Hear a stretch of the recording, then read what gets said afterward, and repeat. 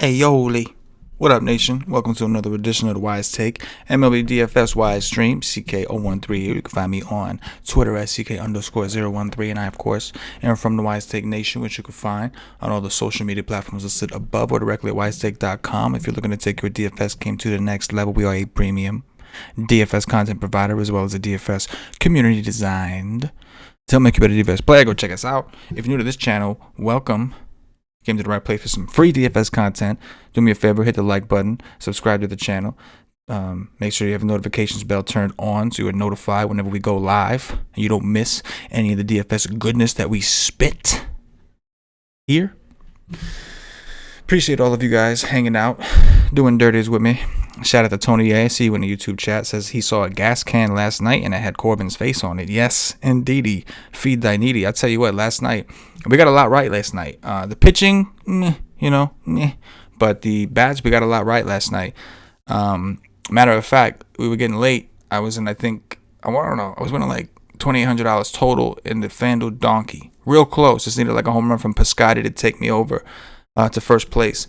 And then, of course, Max Muncy hits a fucking bomb, and it just completely tanked me. Knocked me back to like 100 place. Still ended up finishing like 11th or 14th with that team because I did have ended up pitching Gomber on that squad, but and then on top of that, then I was in that position, right, or I could still get back in there. I'm like 11th or something. A home run would put me in first from Piscotty. Piscotty is due up next, and then they pinch hit for him like a bunch of dicks. And either way, didn't lose a lot. When you're risking $800 something in one contest, you're glad to not lose a lot. But still close, man. Still chasing it. Still chasing it. Chasing that big money, the big donkeys, the big jip-hip-hiz, if you will. But yeah, Corbin was fucking atrocious last night. And fucking Nationals gave him all that money as a Met fan. And I'm like, holla, I'm cool with that. Speaking of the Mets, we got the Mets in course today. I made the crumb the cover boy because I'm just a homer like that. But we got snow, man. It's like blizzard status. They landed last night in like the middle of a blizzard. I'm seeing on Twitter there's Met fans in Colorado talking about the game is probably going to get postponed because it snowed so damn much. So I guess it'll depend on if they can remove the snow from the field. All that shit we'll have to pay attention, but it's an interesting spot, right? DeGrom and Coors.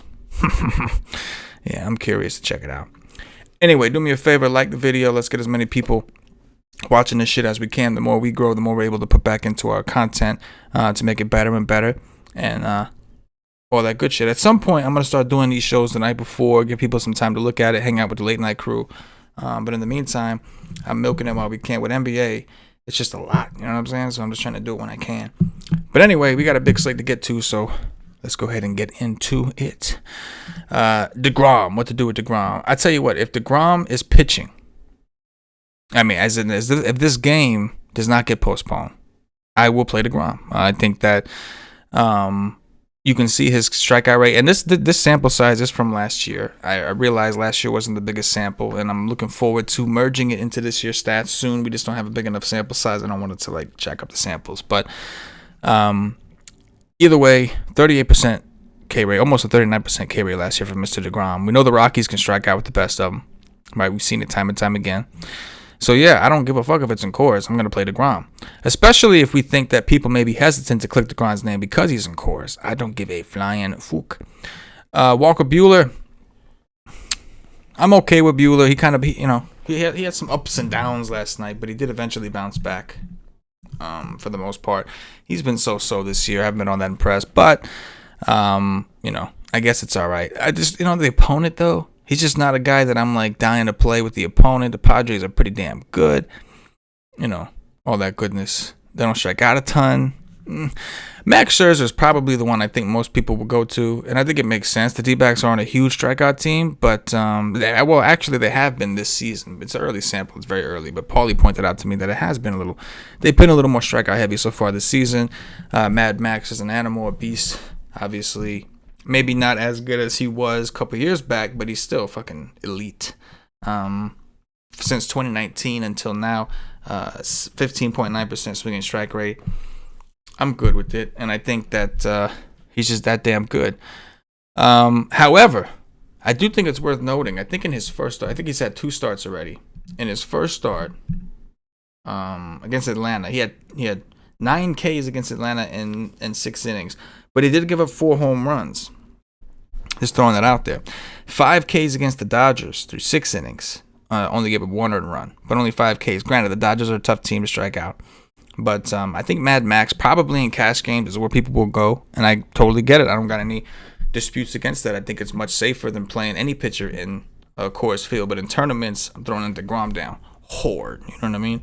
Long and horde, you know what I'm saying? What are we at here? Just want to see what they're projected for. 3.6 runs is what the D-backs are projected for. So I expect Max to be pretty popular in cash as an SP Juan.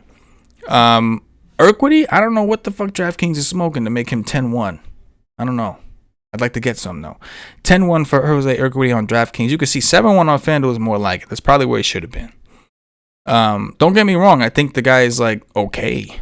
But I don't think, last year, 2.73 ERA. Don't be fooled. He had a 209 BABIP and a 5.36 xFIP and a 5.41 Sierra. Nah, not me.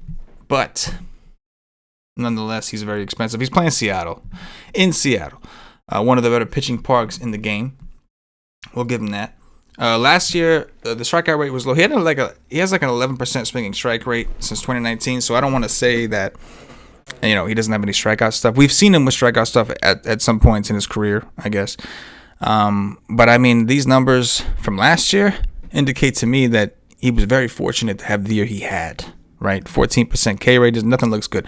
Hard contact rate was low, which I'm sure led to the BABIP being low, which ultimately, but the xFIP Sierra, all this shit, it also takes into account like the contact metrics and all that stuff. So I'm just not sold on him. I think it's a fine matchup. On FanDuel, at 7-1, you want to fucking give it a shot to load up on some bats, be my guess. But Steven Matz was a little unlucky last year.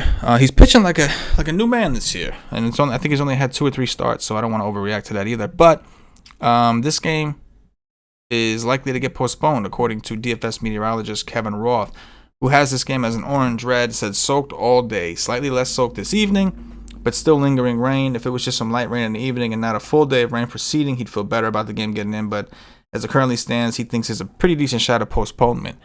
That being said, we'll address match just in case the game does play. This is the highest risk game out there, and we got snow in certain places. But it's the highest risk game out there. Matz has looked pretty good, man. He played Texas, 9 Ks, 6 1/3, 1 earned run. Against the Angels, he had 4 Ks through 6. They could be tough to strike out. I'll give him that. And that was in Toronto's park, which has been very hitter friendly, obviously down in Florida. Only 1 home run. 1 earned run. It was a home run. So he looks to be a little more improved. Just looking at his metrics, I'm going to isolate to this season and just see what it looks like. It looks legit. 3.28 xFIP so far. 55% ground ball rate, 10.1% swinging strike rate. I guess he just needed to change the scenery because last year the dude was just getting crushed pretty consistently.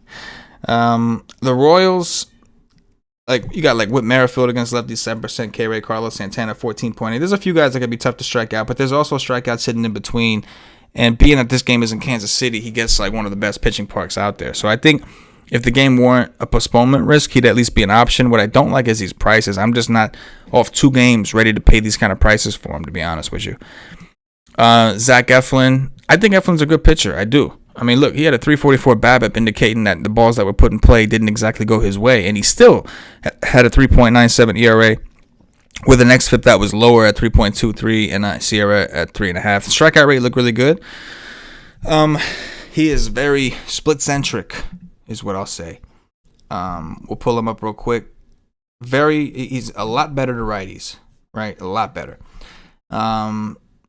Strikeout wise, last year he actually struck out more lefties on a percentage basis, but against righties, a 276 WOBA, a 119 ISO, 52% ground ball rate. Against lefties, a 366 WOBA, 284 ISO, and a 39% ground ball rate. So clearly, and this has been the case his entire career. Now, he's going to play a Cardinals team that has a lot of righties in it, which is good for him. Matter of fact, just how many righties, you ask? Let's see. I'm looking at projected lineups, but I'm thinking the most lefties he'll see is 4. You got Edman, you got Carlson, Carpenter, and Justin Williams. And according to the projected lineup, a lot of them could be at the bottom outside of Edman. So I think that Eflin's definitely got an opportunity to be one of the better pitchers on the slate tonight. Looking at his price, I think 8.6 and 8.5 are fair for the upside. I would prefer it a little cheaper, but wouldn't we all? The thing is, Edman, 19.3% K rate. Goldschmidt, 18.1. Arenado, 11.2. Molina, 14.3. But then after that, it's like strikeout city. Carpenter, 29. DeJong, 29. Carlson, 29. Williams, 33.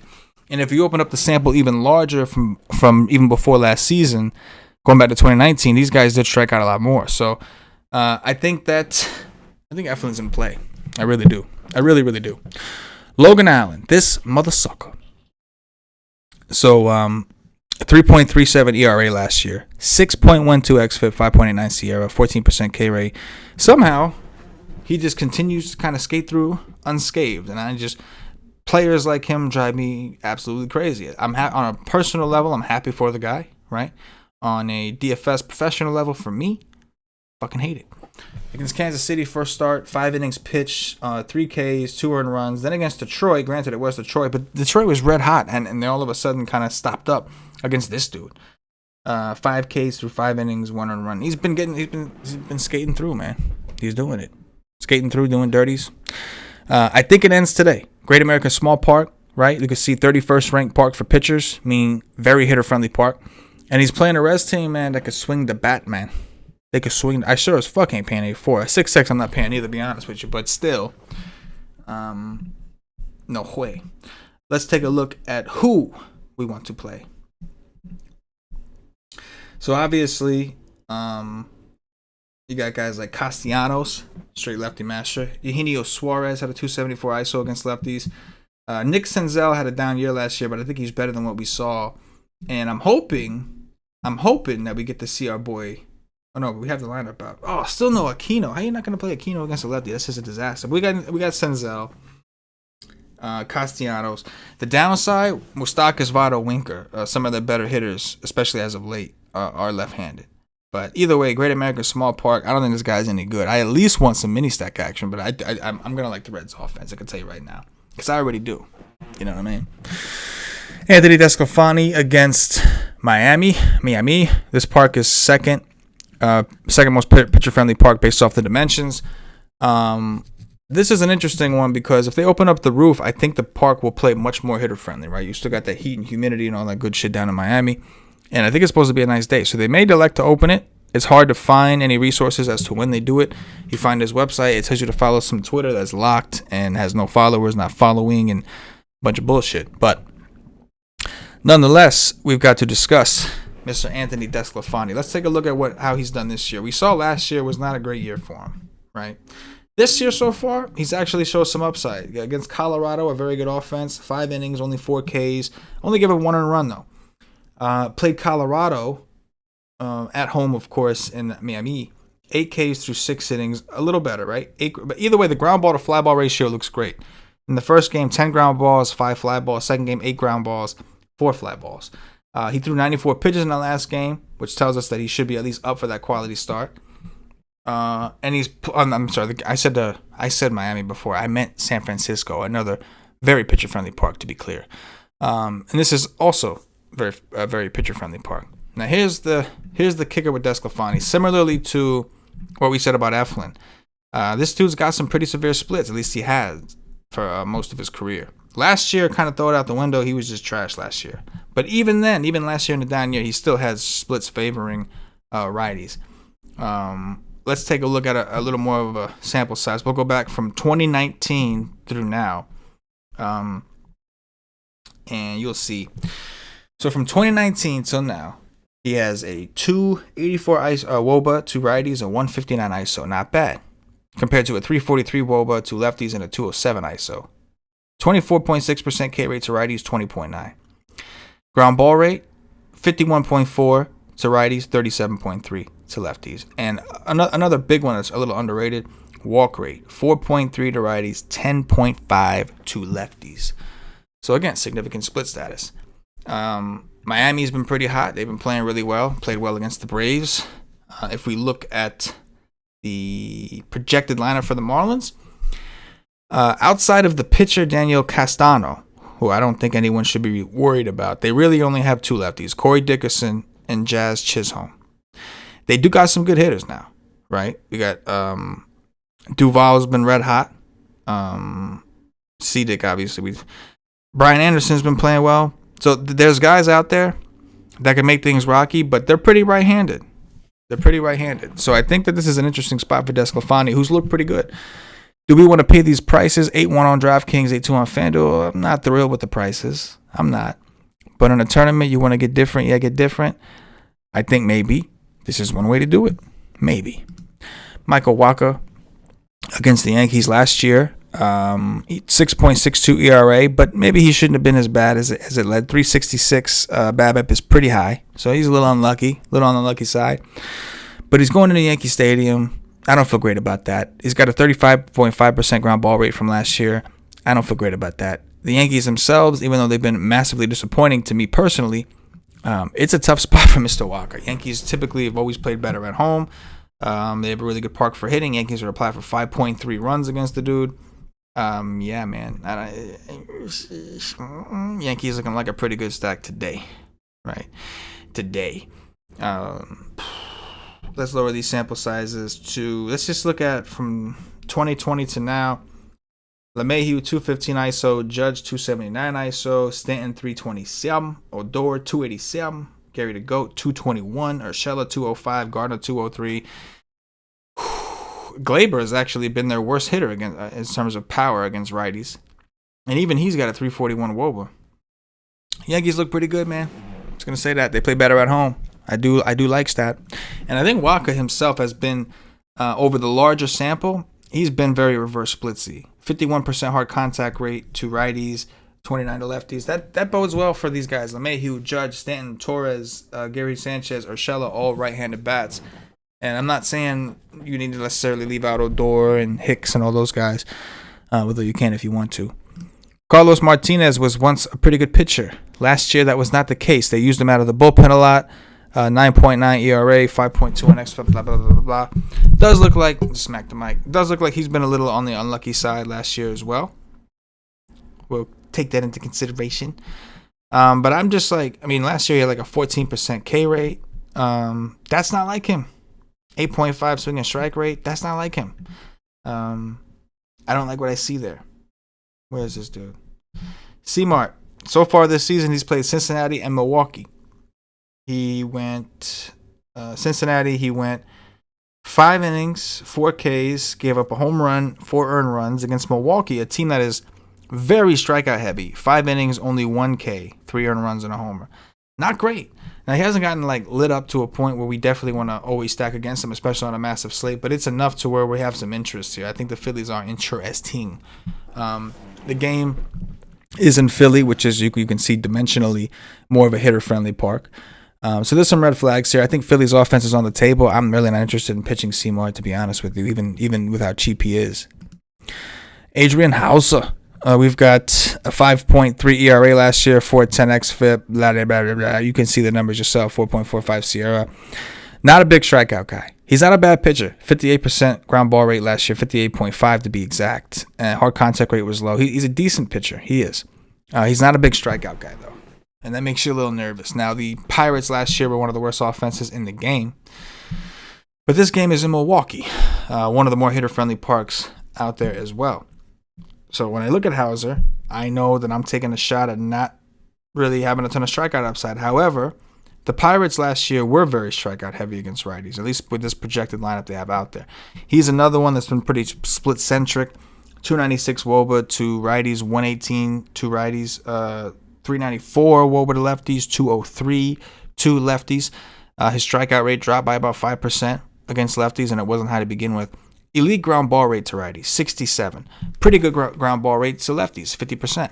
So there's still some upside. There's some potential here for him to do what he got to do. But if the ball gets hit in the air, you worry a little bit. And the strikeouts, we always say strikeouts are king. There's just some red flags in a park that's not the best. But I think he's at least on the table. I do. Brubaker looks very similar to him. We look at it. He's got a very strong strikeout matchup against the Brewers. Same park, obviously. These guys are playing each other. XFIP and Sierra were pretty close to Hauser last year. The difference is Hauser had a better ground ball rate, no doubt. Also drew some better contact. But Brubaker had an 11.2% swinging strike rate, telling us that there was potential for him to have even more. He's another one, though, Struggled a lot more with lefties. His strikeout rate went down by about 5% to lefties. Ground ball rate was significantly higher to righties. Walk rate was lower to righties. And the Brewers are very left-handed. So I think the Brewers are kind of interesting in this spot because of all the lefties. And if you look at the Brewer hitters, like, yeah, their numbers last year sucked. But we're talking about Yelich, Vogelbach, Shaw, Bradley. These guys at least have some power, right? Tricky one.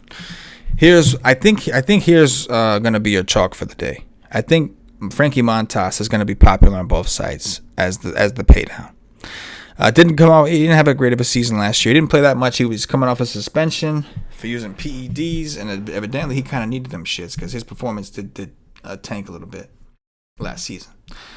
Still an 11.7% swinging strike rate, 24% K rate. He's playing a Tigers team that has gotten a lot better to righties. They've been overall been playing better. Their offense looks a lot better, but they do strike out a shit ton. This projected lineup, 26.8% strikeout rate to righties. So I think it's a good spot for him. I think he could bounce back, and he's at home in a very pitcher-friendly park.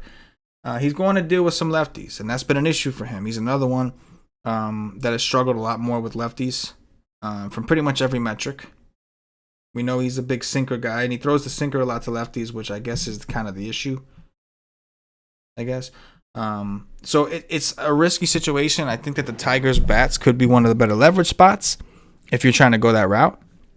If you want that leverage, I think that they could be one of the better spots. But in cash games, I think Montas will be the popular SP2 on DraftKings. And in tournaments, I think he'll be a popular SP2. And on FanDuel, I think he'll be the popular paydown for the people that are trying to load up on bats, if you know what I'm saying. But yeah, I mean, other than just game theory, right? On paper, it looks like one of the better spend outs on the slate. It's just a matter of what you want to do with it in tournaments. We've been seeing a lot of chalk guys get lit up. Corbin was one of them yesterday. So just keep that in mind. Kukuch, man, he's getting better and better every year, it seems like. Now he's playing Houston. Don't feel great about that. He's at home in a good park. And Houston hasn't been nearly as imposing as they have been in years past. The issue is they just don't strike out that much. I mean, you got like Miles Straw, 17.8%, Brantley, 15.5%, Gurriel, 5.6%, Tucker, 12.1%, but they've been a little banged up. We're expecting to not have Kuzma. What am I talking about? Kuzma.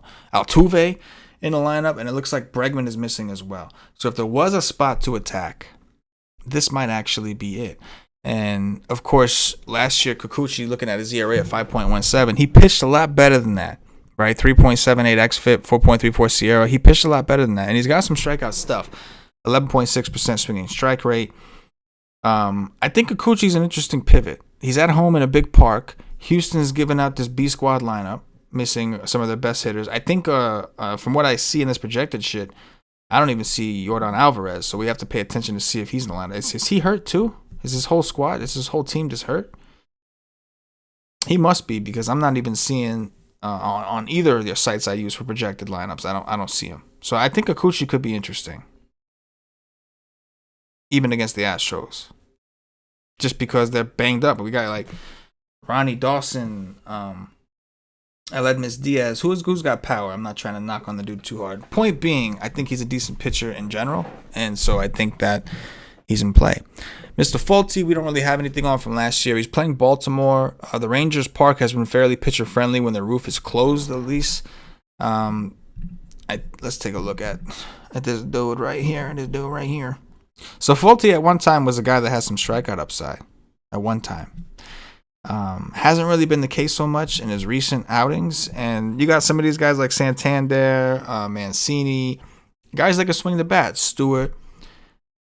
And Folty's a big-time fly ball. If this game was in Baltimore, I'd be ready to load up on Baltimore. But because this game's in Texas, I have literally the opposite approach. I actually think Folty's at least in play. I have my concerns. Last year, Folty had like a 5.9% swing and strike rate, so there were definitely some issues. Well, I guess that was mostly this year. So it makes me nervous. Let's take a look and see Folty on a results basis from this season. What has he done lately? What you done lately? Recency bias type shit. 7 innings against San Diego, only 3 Ks. That's going to hurt a strikeout upside. 4, but keep in mind, Padres are a little tougher to strike out. Before that, Toronto, 4 innings pitched, Gave up 4 earned runs and 2 homers, but he did have 7 Ks. And that game was home here in Texas. So he's had 2 starts here in Texas. So the strikeout upside just seems to be gone. Maybe it's a little too premature to even look his way. Maybe we need to continue to attack his punk ass, if you will. I don't mean that personally. I don't know the guy. Maybe he's not a punk ass. But generally speaking, just kind of a blah. You feel like something could happen here, but this is nothing that excites you all that much. Jeff Hoffman against Cleveland. If Cleveland didn't suck so bad now, then I'd be interested in Cleveland. It's still a big park boost for them, but they also they lose the DH. They got a lot of guys that some of you probably have never heard of, right? I know a lot of these guys because they made a trade with the Mets, and they're playing those guys every day. But they got a lot of guys that maybe you haven't really heard of. I'm just going to, leave it at that. We've got, we know Ben Gamel, right? Cesar Hernandez, we know. J-Ram, we fucking know. Rosario, we fucking know. Those 2 are the best hitters at the moment. You got like Naylor, you know what I'm saying? Naylor, Bowers, Perez, Jimenez. It looks like the other Rosario probably not even in the lineup. A lot of lefties. It hasn't really mattered. See, Hoffman's numbers are so skewed though, because he pitched in Coors for so long. So his numbers are always just jacked up. Historically, he's been worse to righties, but he's also been bad to lefties. I just don't know if that's we're going to get the chance to see. He's still in this park. He's still in a small park, but we'll get a better idea, I think, from a more neutral perspective of how he is. The Indians' offense, though, has been awful, man. They've been terrible. So I still prefer the Reds' bats, and it's such a big slate. We got so many bats to pick from. We got so many pitchers to pick from. Just kind of want to pretend he's not here and just kind of move it forward. You can see last year he did get extremely unlucky. He was still a shit pitcher, but he was extremely unlucky. 4.14 batting average balls in play. League average is around 300. That's really where everybody should be digressing or progressing to. Mike Minor, Great Park, playing Toronto. We've seen Toronto strike out heavy against lefties so far this season. Real heavy. Real heavy. Not a ton of sample, but yeah, massive strikeout rates to lefties at the moment. Mike Minor's another one. We need some bigger data on this guy right here. So Minor's actually got some strikeout upside. The Blue Jays have some lefty matchers. Semien, Bichette, Vlad Guerrero we expect to be one at some point. Grichuk. They got some guys that could do it, but they also have some pretty high strikeout rates. And this is a very pitcher-friendly park. Problem is, as we said about Mats, this game is going to be wet, likely to get canceled. That would really suck. Is it worth the risk? We have other options to pick from because it's a big-ass slate. Those are all the things. Andrew Heaney against Minnesota, another polarizing spot. So we know what Heaney is, right? He's a guy that's going to either strike you out or he's going to give up homers all day.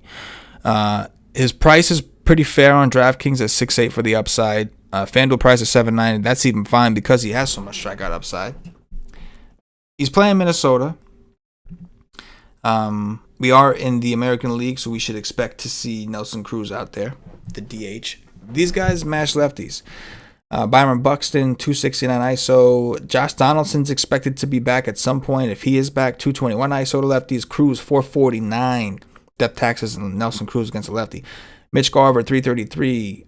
This Garlic motherfucker, 255. Miguel Sano, 284. These guys could mash them. But they also have a lot of high strikeout rates. Buxton, 23. Donaldson, 26.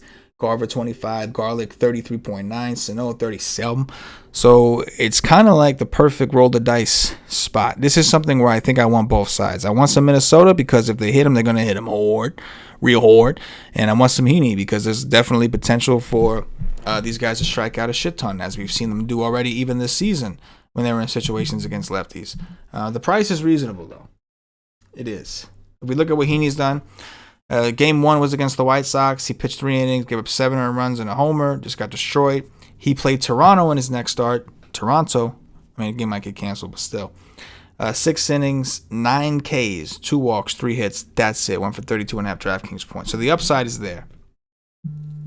It's just a matter of what wins out today. The Twins can strike out with the best of them. They can also blast lefties. Got to make those tough decisions. You know what I mean?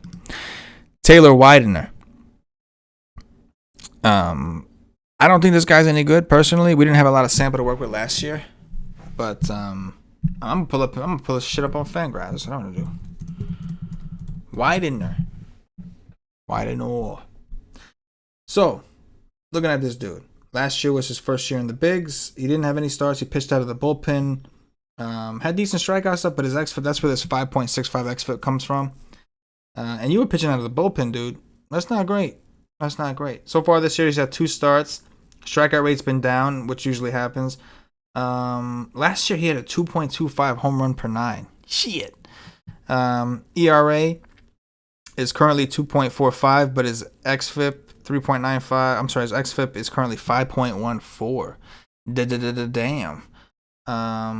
That's not great. They have a new stat, xERA. So his ERA is 2.45 right now. His xERA is 4.78. I think the Nationals are heavily in play. Yes, I do. Do. Let me pull him up. Pull him up. Yeah, buddy, yeah. The only thing is, he's been worse to lefties. The Nationals don't have a ton of lefties anymore. You got Avila, obviously you got Schwarber, you got Bell, who's a switch hitter, and you got Soto, one of the best lefties in the game. The good thing is Trey Turner's actually been a reverse splits hitter for the most part, so he's better against righties anyway. That's a little neutralizer. And the other good thing is his other metrics, like his fly ball rate is still 43% to righties, hard contact 45.5. So I think maybe luck has kind of just been a reason that he's been a little better to righties. And what I'm talking about is he's got a 249 WOBA to righties and a 117 ISO. Compare that to a 411 ISO WOBA to righties and a 333 ISO to lefties. So I'm sorry, 411 ISO WOBA to lefties and a 333 ISO to lefties. So I think that all in all, the moral of the story is I think he sucks. And we know he's a big fly ball guy. He gives up some hard contact. Nationals put up some runs yesterday, but they needed a whole lot of runs because Corbin got his face kicked in. I like the Nats bats today for some revenge. And I'm not a Nationals fan, mind you. I'm a Met fan, so, it's not about that, though. It's about making that money. Nick Pivetta for Boston going up against the White Sox. I would love to play the White Sox in this spot. I would love to. But this is another risky game that we have. On the front, high res model has Boston in the dry slot of the weather system by first pitch. That means doesn't exactly mean will be fully dry, more so. Less wet, but still damp, cold, and breezy. Certainly ugly to live in baseball, but likely playable if that's the route they want to go. He doesn't want to jump on any inclusion, so we'll need an update on that. We'll need an update from that. But I think that if we get an opportunity to play the White Sox, I think we got to try it. Pivetta does have some strikeout stuff, and the White Sox can strike out. But this park is obviously small, and that was freezing. It's going to be cold as fuck. I think they had some snow. It'll be real cold.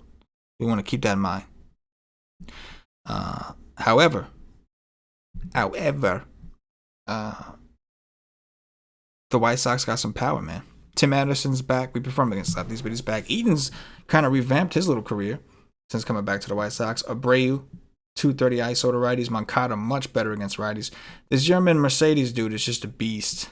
Doesn't matter. He's just a beast. So I'd be interested in the White Sox bats. I picked on Pivetta a couple of times, and you know what? It hasn't worked. I'm man enough to say it. Hasn't really worked. But I'm just not sold that, he's where he needs to be. He's played Tampa and Baltimore, teams that strike out very heavy. And he gave up 4 earned runs to Baltimore. So, blah, blah, blah. Daniel Castano. Yeah, you know me, man. You guys know me. Good pitching park. We'll see what the roof status is, but I like to play the Giants against lefties. Daniel Castano is a lefty playing the Giants. 3.03 ERA last year, 5.51 xFIP, 5.92 SIERA, 9.5% strikeout rate. Expect the Giants to put a lot of balls in play. Miami's bullpen last year was horrendous. Not quite sure what their adjustments were this year, but it's hard to improve your bullpen when it's that deep in the hole. But yeah, I don't know. I haven't seen anything from this guy that tells me he's any good. Slater, 239 ISO to lefties. Even Yastrzemski, who's also a lefty, over 184 plate appearance sample, 250 ISO, 380 WOBA. We got Ruff, 333, Longoria, 250.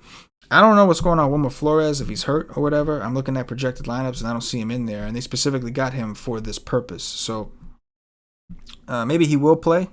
I think he will. I think he'll be in there. I don't think he's hurt or anything.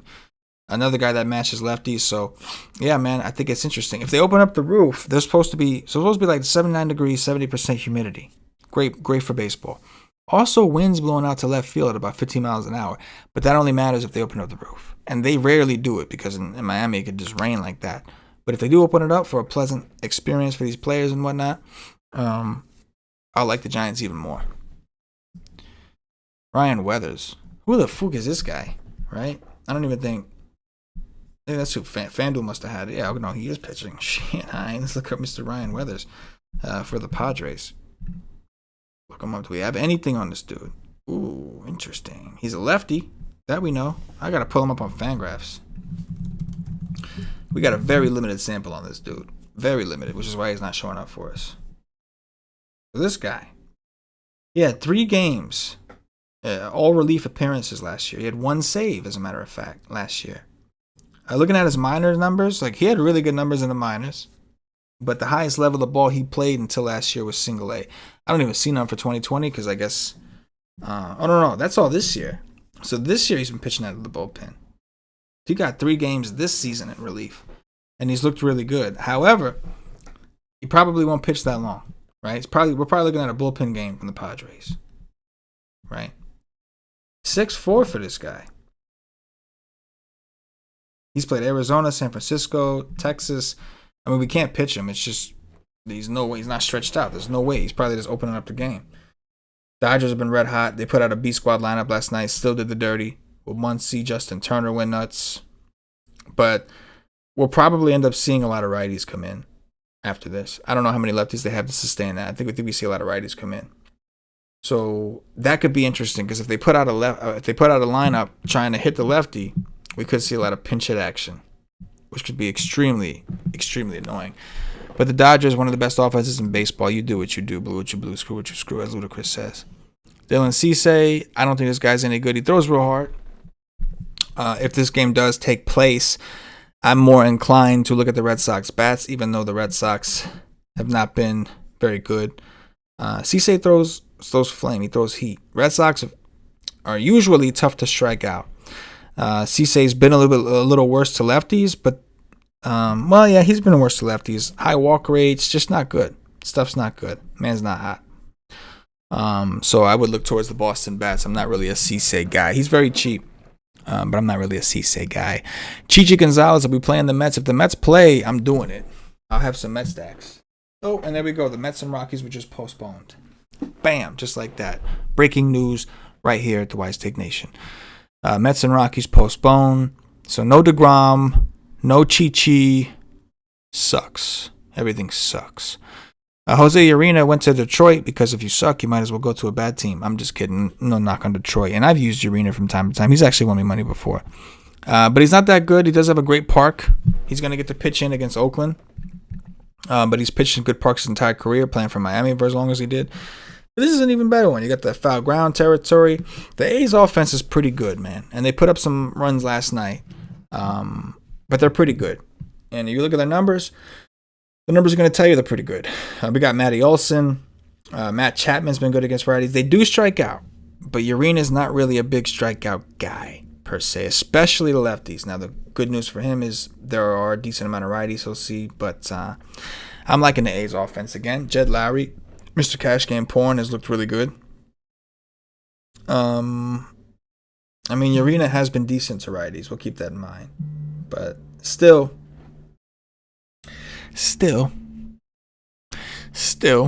I like the A's offense. I'm not playing Urena. It's not happening. Jorge Lopez, not playing you, my friend. He is playing Texas, though. Texas was bad last year, but they look a little better this year. Now, I say that it's really like Nate Lau and Nick Solak that I feel like are doing it every day. But they have the potential. They haven't been as much of a slouch as they were last year. I mean, they were slouches last year. Massive. Jorge Lopez is all right. He struggles to lefties and struggles more to lefties. Texas got a lot of lefties. I mean, they left-handed AF. I think Texas is actually in play today because of all the lefties they have. What does Lopez like to throw? Throws a curveball, sinker. I don't know. I mean, Texas, man, they're kind of trending, right? Isn't it trendy right now to play Texas? We just lost the Met game, man. Devastated. I'm devastated. This is the second DeGrom start that got postponed. One in New York and now one in freaking Colorado. And then what? After that happens, he hasn't thrown in 10 days, so his next start they're going to limit him. Fuck that. That's some bullshit right there. That is some bullshit right there. What's up, Marcus? Man of the nation. Yes, sir. You know. Tony A says, winds blowing in Boston at 20 miles an hour. That sucks. That sucks. D. Millie says, Tatis is back. That's what's up. Talking about they all got, D. Millie says that Houston, they all got COVID. Damn, man. Is that what that was? I thought they were just hurt. It's the COVID? It's the Rona? Running from that Rona? Shit, I ain't then. But yeah, there's plenty of offense. This is a massive slate. Plenty of offenses. Expect Scherzer to be even more high owned now that we don't have DeGrom. I don't know how many people are going to play Equity on DraftKings at 10-1. But we'll have to see, man. Scherzer's ownership is going to be ridiculous today.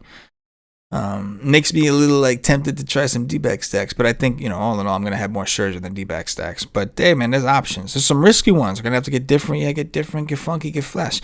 But I tell you what, with leverage stacks, I mainly like to use leverage stacks against chalky pitchers on smaller slates. And the reason for that is because on a big slate like this, you just think that there's other places we can go. Right? Do I have to take that big of a risk taking the D-backs against Scherzer? On a small slate, sure, it's a way to get different. There's still some upside. On a big slate, there's other places I could try. So I'm likely to try that first. But I do think that we'll see Montas and Scherzer as the popular cash game duo. Spoiler alert for my article for the cash game section. And there's other guys we can consider. We just got to take some risks, take some chances, get dirty with it. Tony A, my best stacks tonight. All right. So I like the Yankees. We lost the Mets. This should be a little easier. I do like the Yankees. It's hard not to like them. I think they'll be fairly popular. Cincinnati Reds, I like. Washington Nationals, I like. We talked about that against that, who's that guy? Widener. And then my favorite, my favorite stack that I think will be very low owned, that I keep falling for over and over again, is the Giants against that Castano. You know what I'm saying? Right now, those are probably my favorites. If anything changes, we'll see. I have the article out later on today. Then I got to hop over to some NBA, but it's still early. Shit could happen. I lost the Mets, so I got to find another stack to fill the void. You know what I mean? I got to fill that void, But I appreciate you guys hanging out with me, doing dirties. Last show of the week. We'll be back at it on Monday with some more MLB Madness. Again, at some point, I'm going to go back to doing these the night before to give myself some mornings, to get my projections ready, taking my daughter, all that good stuff. But in the meantime, until basketball ends, we'll probably continue to do this during the midday or whatever. But I need y'all to help make me worth it, man. And you share the show, man. Get some people here. Some people out there watching all these fucking nerds and shit. Not learning dick. You know what I mean? If you're not a nerd, you can't think like them. You know what I mean? You need more like-minded people to yourself. Like people at the WiseTake Nation. For myself, the entire WiseTake Nation, as always, good luck.